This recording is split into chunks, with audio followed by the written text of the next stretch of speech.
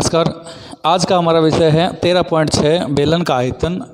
सवाल नंबर 4 से आगे हल करेंगे। इससे पहले सवाल नंबर 1 से लेकर 3 तक का हल हमने पहले किया था, उम्मीद है समझ आया होगा। आज हम बात करते हैं सवाल नंबर 4। देखें, बेलन का पार्श्व और वक्र पृष्ठीय क्षेत्रफल 94.2 सेंटीमीटर स्क्वायर दिया हुआ है तथा बेलन की ऊंचाई यानी हाइट दी हुई है 5 सेंटीमीटर की। दो क्वेश्चन हैं। पहला क्वेश्चन है चौथे का कि बेलन की त्रिज्या ज्ञात करें यदि पाई का मान 3.14 हो तो, यानी यहाँ पाई का मान 22/7 नहीं लेना है, 3.14 लेना है।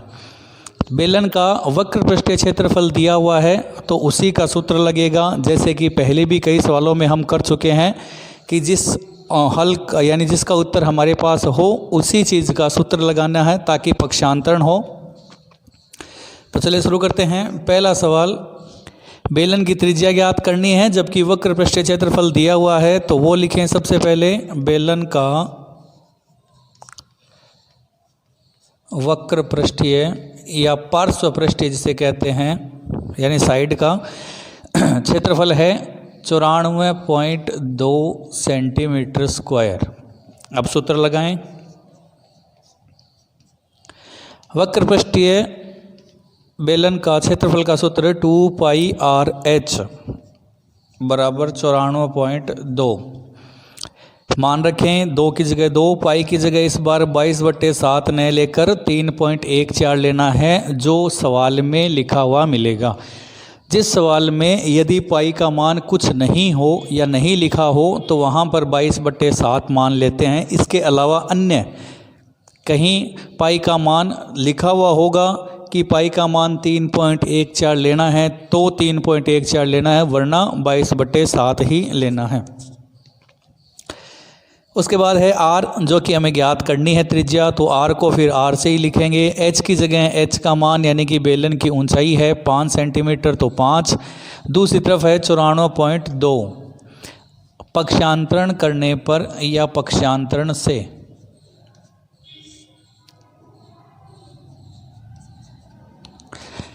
सिर्फ आर जो है वो बाईं साइड में रखें जो हमें ज्ञात करनी है। दूसरी तरफ 94.2। अब देखिए जो आर के साथ गुणा में हैं वो सभी किस में बदल जाएंगे, भाग में यानी बट्टा में चले जाएंगे। तो 5 वो भी भाग में, 3.14 तो वो भी भाग में, 2 तो वो भी भाग में। अब यहाँ हल करने इसके लिए सबसे पहले हम दशमलव को हटाते हैं, और दशमलव को हटाने के लिए पहले भी बताया जा चुका है। नहीं समझ आता हो तो पूछें, और इस बार फिर से ध्यान से देखें कि जिन अंकों में दशमलव हो तो दाईं साइड से यानी कि जहाँ से हम इकाई दाईं गिनते हैं उस साइड से अंकों को गिन लेते हैं कि कितने अंकों के बाद दशमलव लगा है, उसके बराबर 0 नीचे या ऊपर लगा देते हैं। नीचे ऊपर का मतलब इसलिए कि यदि ऊपर वाली संख्याओं में दशमलव है, जैसे यहाँ 94.2 है, तो उसका दशमलव हटाने के लिए हम नीचे 0 लगा देते हैं, और पॉइंट था 1 अंक के बाद ही, तो इसलिए 1 0 लग जाएगा। जबकि नीचे वाली संख्याओं में यदि दशमलव है, जैसे कि 3.14 है जो 314 हो जाएंगे, तो उसमें 1 और 2 अंक बाद में दशमलव है तो उसके लिए ऊपर 2 0 चले जाएंगे। तो यदि नीचे 0 हो या दशमलव हो तो ऊपर 0 लगाएं दशमलव हटाने के बाद, और यदि ऊपर दशमलव हो तो उसके लिए नीचे 0 लगाएं दशमलव हटाने के बाद, या उससे दशमलव हट जाता है, पॉइंट हट जाता है। अतः बेलन की त्रिज्या जो होगी वो हम लिख देते हैं, बेलन की त्रिज्या। चलिए हल करते हैं। 5 को 2 से गुणा करेंगे तो 10, 10 को 10 से करेंगे तो 100। ये जो 100 है वो उस 100 से चला जाएगा, डिवाइड हो जाएगा। बच गए 314 और ऊपर 942। 942 में 314 का भाग लगाएं तो ये चला जाता है पूरा 3 बार। तो त्रिज्या जो है वो हो जाएगी आपकी 3 सेंटीमीटर की। ये है चौथे का पहला क्वेश्चन। पार्श्व या वक्र पृष्ठीय क्षेत्रफल 94.2 सेंटीमीटर स्क्वायर है तथा ऊंचाई जो है वो 5 सेंटीमीटर है। पाई का मान 3.14 लेकर त्रिज्या ज्ञात करें। तो जो उत्तर हमारे पास है उसी का सूत्र लगाएं।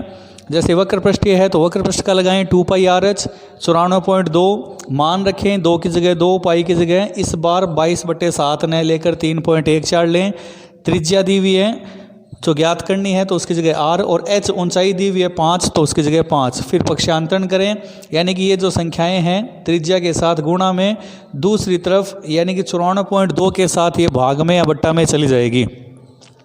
फिर दशमलव हटाएं तो इसमें 1 अंक के लिए दशमलव था तो 1 0, इसमें 2 अंक के लिए दशमलव था तो ऊपर 2 0। 5 को 2 से गुणा करेंगे 10, 10 को 10 से करेंगे तो 100, 100 वाला जो नीचे वाला जो मान था वो ऊपर वाले 100 से कट गया पूरा, बाकी रह जाएंगे 314 और 942। तो 314 का भाग 942 में लगाएं तो 3 बार चला जाता है। अतः बेलना या बेलन की या बेलनाकार आकृति की जो त्रिज्या है, आधार की त्रिज्या, वो हो जाएगी 3 सेंटीमीटर। ये था चौथे का पहला क्वेश्चन, नोट करें। उसके बाद में है चौथे का दूसरा क्वेश्चन, नंबर चौथे का दूसरा, बेलन का आयतन ज्ञात करें। त्रिज्या हमारे पास 3 सेंटीमीटर से पहले वाले सवाल में निकाली थी, हल की थी, ऊंचाई है साथ में, तो सूत्र लगाएं।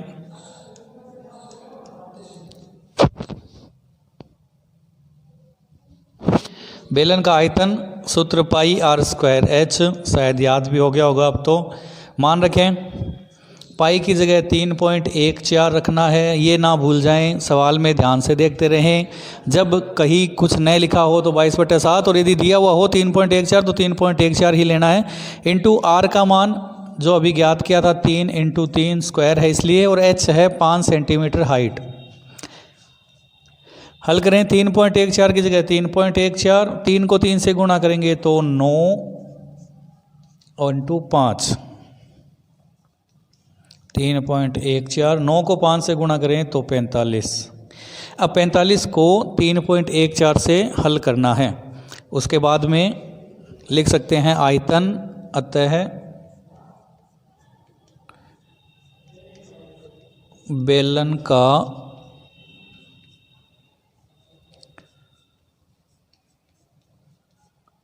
आयतन, चलिए यहाँ हल कर लेते हैं। 3.14 गुणा करते समय दशमलव के लिए फिर से ध्यान रखें, दशमलव पहले हटा दें एक बार, ताकि नॉर्मल सीधा सा गुणा है वो आप कर सकते हैं। 5 का पाड़ा 4 बार बोलें तो 20 हासिल के लिए 2, फिर 5 का पाड़ा 1 बार बोलें तो 5 और 2 7, 5 को 3 से गुणा करें तो 15, 4 का पाड़ा 4 बार बोले तो 16 हासिल के लिए 1, 4 एकम 4 और 1 5, फिर 4 को 3 से गुणा करेंगे तो 12,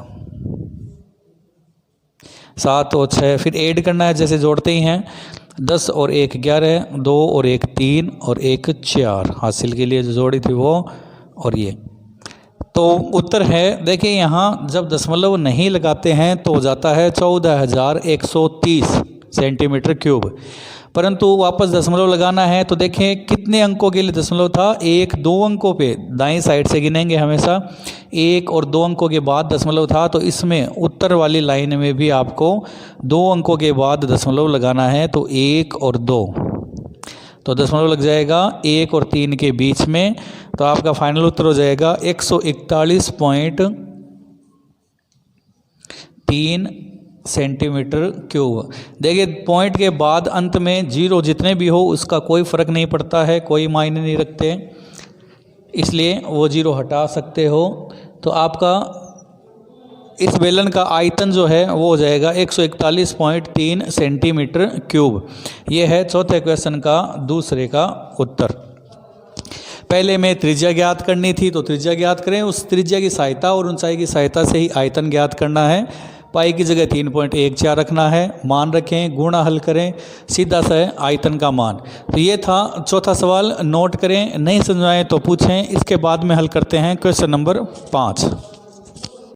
क्वेश्चन नंबर 5, बर्तन, एक बेलनाकार बर्तन जिसकी गहराई यानी कि हाइट जो है वो 10 मीटर की है, बर्तन के आंतरिक वक्र पृष्ठीय क्षेत्रफल पर 20 रुपये प्रति मीटर स्क्वायर की दर से पेंट कराने का कुल खर्चा या कुल व्यय 2200 रुपये या 2200 रुपये होता हो तो ज्ञात करें। पहला सवाल है बर्तन का आंतरिक वक्र पृष्ठीय क्षेत्रफल कितना होगा।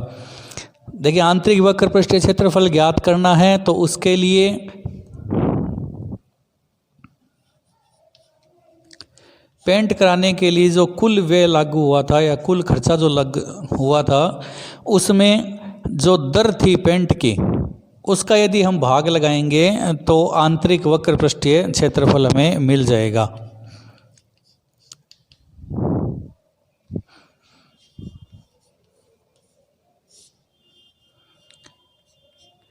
₹2200 कुल लागत हुई थी, ₹20 प्रति मीटर स्क्वायर की दर से। 0 से 0 डिवाइड, 2 का भाग लगाएंगे 220 में तो 110 मीटर स्क्वायर।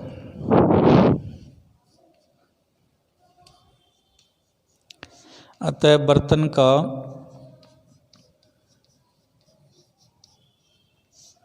आंतरिक वक्र पृष्ठीय क्षेत्रफल 110 मीटर स्क्वायर हो गया है। देखिए कैसे ज्ञात कर सकते हैं, यदि वैसा ही है जैसे यदि कहा जाए कि वे 10 पेन का कुल मूल्य इतना होता है तो एक पेन का ज्ञात करें, तो उसमें 10 का भाग लगाते हैं। इसी के अलावा यदि ऐसा हो कि आपको 100 पेन लाने हैं या 100 रुपये में कितने पेन आएंगे, यदि एक पेन की लागत या एक पेन का मूल्य 5 रुपये हो तो उसमें 5 का भाग लगा दें तो आपको उत्तर मिल जाएंगे 20 पेन।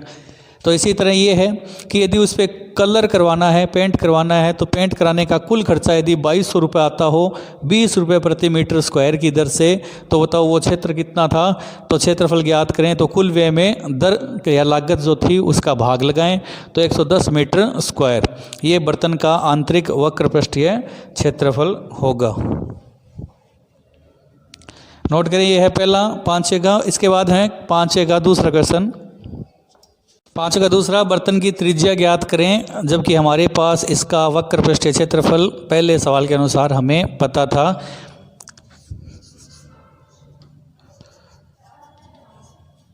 जबकि वक्र पृष्ठीय जो क्षेत्रफल था वो 110 मीटर स्क्वायर है जो हमने ज्ञात किया था। ये है सवाल जैसे अभी चौथा सवाल किया था, ठीक उसी की जैसा त्रिज्या ज्ञात करने के लिए। तो जो हमारे पास उत्तर है उसी का सूत्र लगेगा। तो सूत्र के अनुसार देखिए, वक्र पृष्ठीय क्षेत्रफल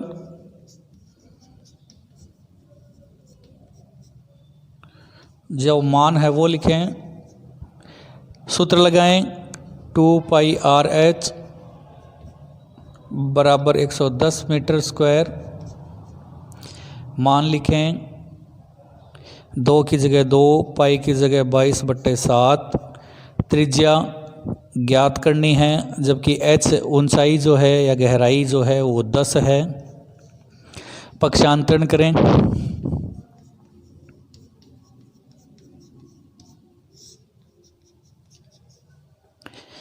त्रिज्या बराबर 110 इंटू 2, 22 और 10 ये त्रिज्या के साथ गुणा में है तो वो तो चले जाएंगे भाग में,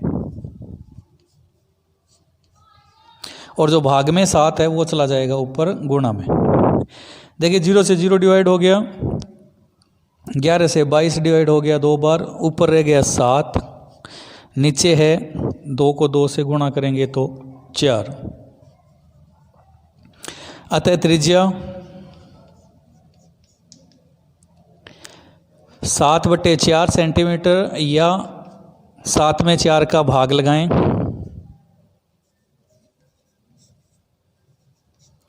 पहले एक बार शेष 3, आगे की संख्या नहीं हो तो दशमलव लगाएं तो उसका 0, फिर चला गया 7 बार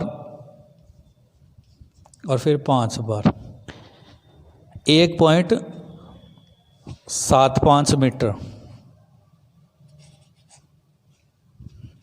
तो 7/4 मीटर या 1.75 मीटर ये हो जाएगी आपकी त्रिज्या। यह है 5 का दूसरा क्वेश्चन, नोट करें। उसके बाद में है 5 का तीसरा क्वेश्चन। तीसरा है बर्तन का आयतन ज्ञात करना है। त्रिज्या अभी निकाली थी दूसरे सवाल के अनुसार 1.75 या 7/4। ऊंचाई हमारे पास है, सूत्र है आयतन का πr²h। तो सूत्र लगाएं,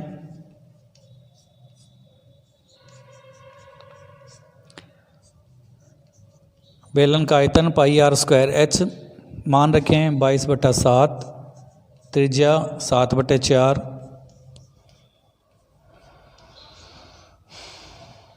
दो बार, ऊंचाई यानी हाइट 10। देखिए 7 से 7 डिवाइड हो गया, इन दोनों को 2 से डिवाइड करें 4 2 बार और 22 11 बार, फिर 2 से 10 डिवाइड करें तो 5। ऊपर है 11 को 7 से गुणा, 77 77 को 5 से गुणा, जबकि नीचे है 4, तो 77 को 5 से गुणा करें 35 और 3 38 यानी कि 385 और 4 का उसमें लगाएं भाग।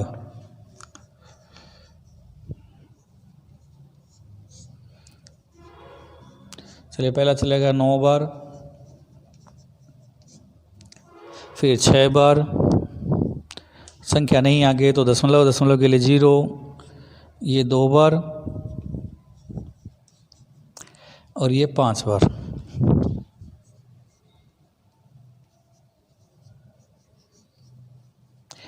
तो बर्तन का आयतन जो है वो हो जाएगा 96.25 मीटर क्यूब या 96.25 मीटर क्यूब। ये है 5 का तीसरा क्वेश्चन। आयतन बिना त्रिज्या ज्ञात हो नहीं सकता था, तो त्रिज्या ज्ञात करनी थी दूसरे सवाल में, और त्रिज्या के लिए वक्र पृष्ठ क्षेत्रफल आना जरूरी था, वो ज्ञात करना था पहले सवाल से। तो ये था पूरा 5वां सवाल। 3 सवाल 3 भाग थे इसके, तीनों का हल उम्मीद है समझ आया होगा। मिलते हैं आगे वाले सवालों के साथ। आज के लिए इतना ही, धन्यवाद।